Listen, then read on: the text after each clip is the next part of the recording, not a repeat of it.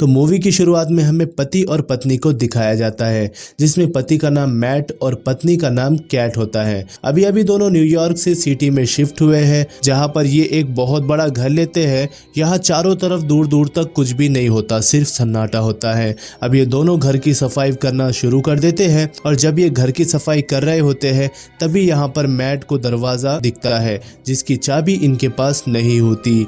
और जब वो घर के पुराने सामान में चाबी ढूंढते हैं तो उन्हें वहां पर चाबी भी मिल जाती है। इसके बाद ही दरवाज़ा खोलने की कोशिश करते हैं और जल्द ही दरवाज़ा इनसे खुल भी जाता है। और जैसे ही दरवाज़ा खुलता है तो घर की सारी लाइटें बंद चालू होने लगती है और घर की लाइट चली भी जाती है।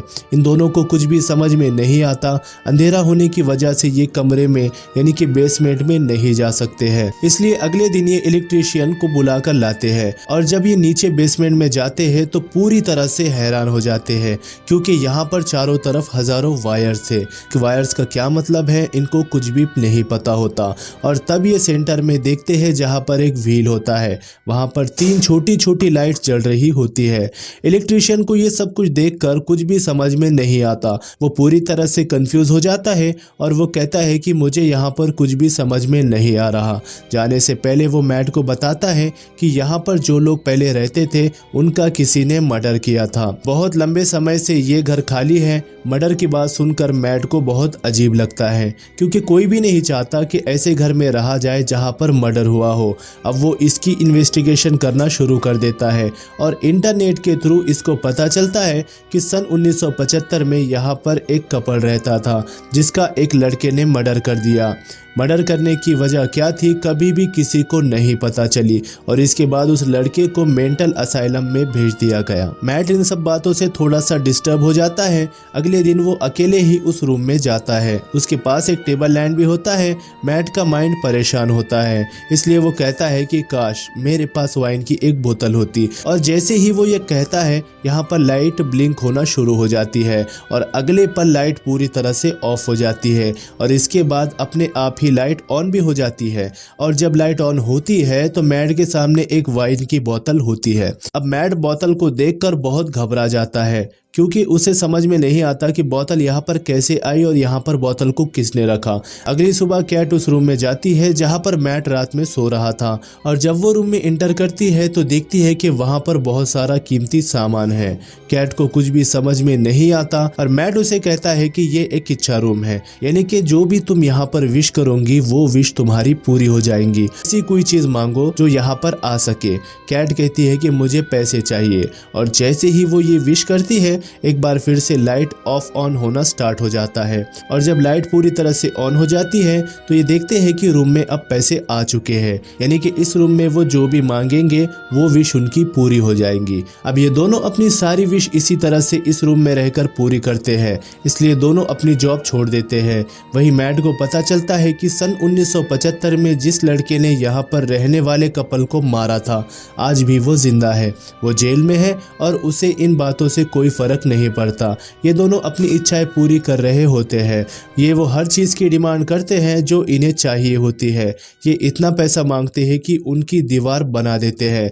मैट कैट से कहता है कि हम एक बार फिर से बच्चे की प्लानिंग करेंगे, जिस पर कैट को गुस्सा आता है, क्योंकि वो पहले भी 2 बार प्लानिंग कर चुके हैं लेकिन दोनों बार उसका मिसकैरेज हो गया था, यानी कि बच्चा उसके पेट में ही खराब हो गया था। इसलिए अब वो ऐसा नहीं करना चाहती। दोबारा से वो पेन और दर्द को सहना नहीं चाहती और उसके दिमाग में एक आइडिया होता है। फिर वो विश करती है, रूम से बच्चा मांगती है और अगले पल उसके पास एक छोटा सा बच्चा आ जाता है।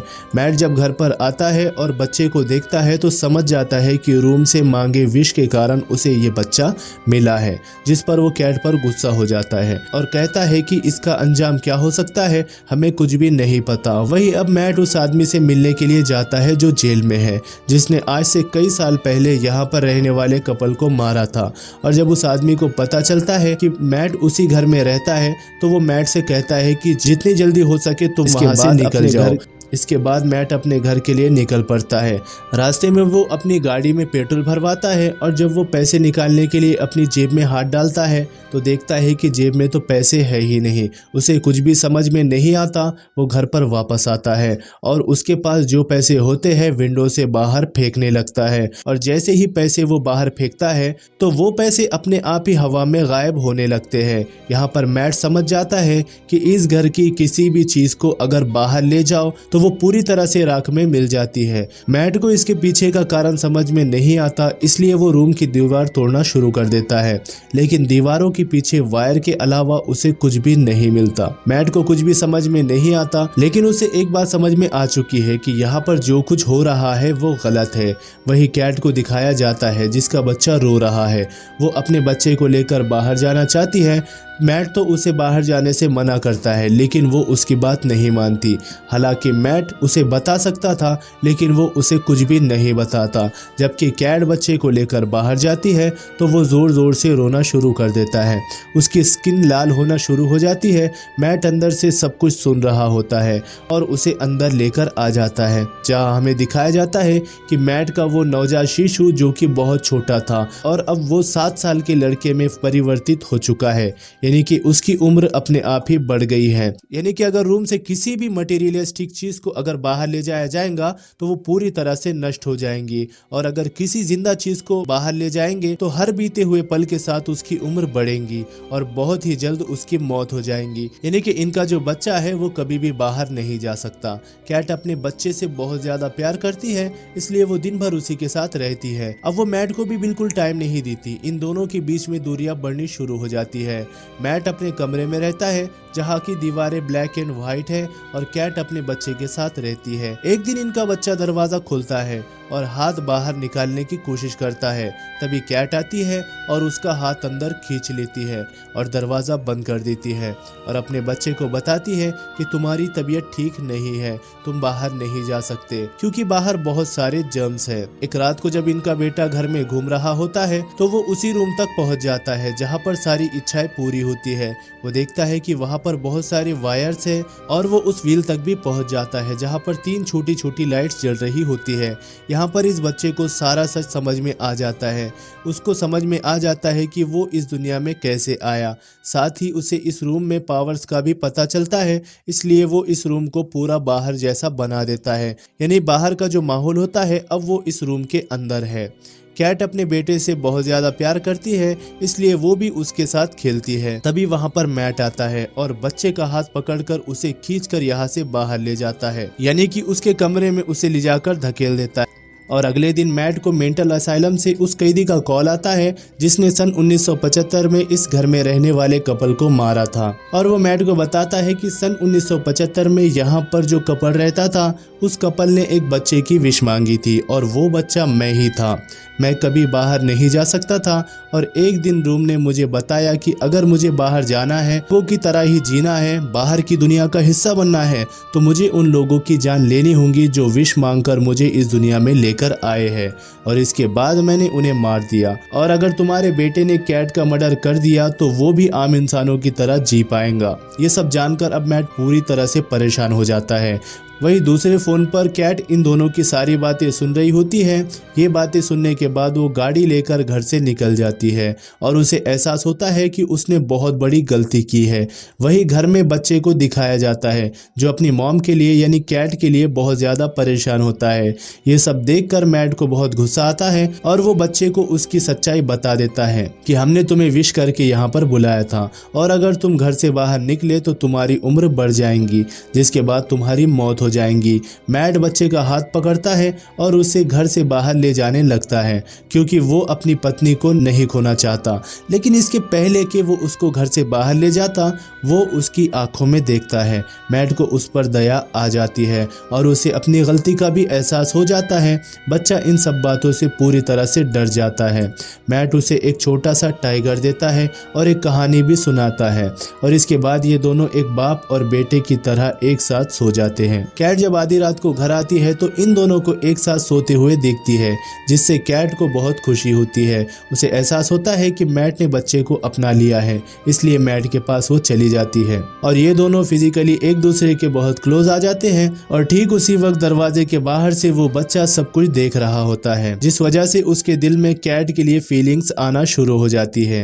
अगले दिन ये बच्चा जानबूझकर घर से बाहर जाता है और जब वो घर के अंदर आता है तो ये एक जवान लड़का बन गया होता है। कैट और मैट जब ये देखते हैं तो वो पूरी तरह से हैरान हो जाते हैं। बच्चा जो कि अब जवान हो चुका है मैट की तरफ गन तान देता है। इन दोनों के बीच में हाथापाई शुरू हो जाती है और इसी हाथापाई में कैट बेहोश हो जाती है। जब कैट को होश आता है तो उसके सामने उसका पति मैट होता है। मैट उसे बताता है कि मेरे और उस बच्चे के बीच में हाथापाई हुई थी और इस हाथापाई में उसकी मृत्यु हो गई। कैट को ये जानकर बहुत दुख होता है। अब कुछ दिन बीत जाते हैं और यहाँ पर दिखाया जाता है कि कैट पूरी तरह से डिफरेंस है और वो उस घर में नहीं रहना चाहती है। इसीलिए मैट कहती है कि हमें इस घर को छोड़कर चले जाना चाहिए, पर मैट पूरी तरह से बदल गया है। वो कैट को कहता है कि हमें इसी घर में रहना चाहिए क्योंकि हमारे पास यहाँ पर सब कुछ है।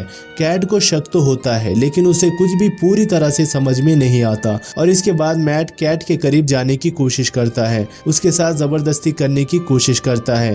कैट उसे अपने से दूर करती है और यहाँ पर उसे समझ में आ जाता है कि ये मैट नहीं है बल्कि वही बच्चा है जिसने रूम से विश मांगकर अपना रूप मैट के रूप में बदल लिया है। अब यहाँ पर कैट भागते भागते बेहोश हो जाती है। वही असली मैट को दिखाया जाता है जो होश में आता है। वो पूरे घर में कैट को और उस बच्चे को ढूंढने लगता है लेकिन उसे वहाँ पर कोई भी नहीं मिलता।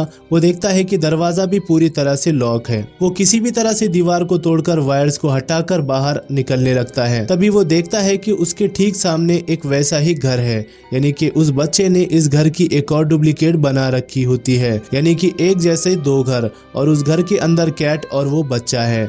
मैट किसी तरह से घर के अंदर चला जाता है जहाँ पर उसके सामने उसका हमशक्ल होता है, यानी कि वो बच्चा।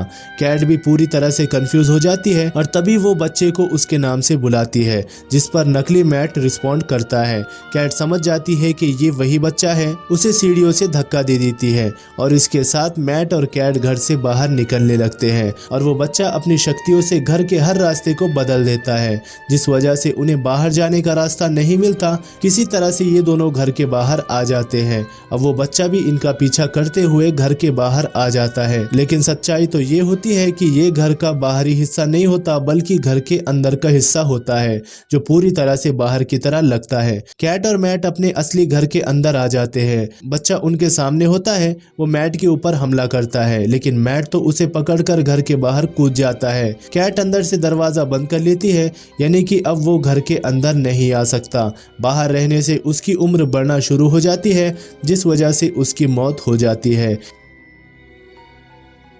इस घर में इतना कुछ हो चुका होता है, इसलिए अब ये यहाँ पर नहीं रह सकते हैं, इसलिए दोनों इस घर को छोड़कर चले जाते हैं और इसी के साथ ये कहानी यहीं पर खत्म हो जाती है।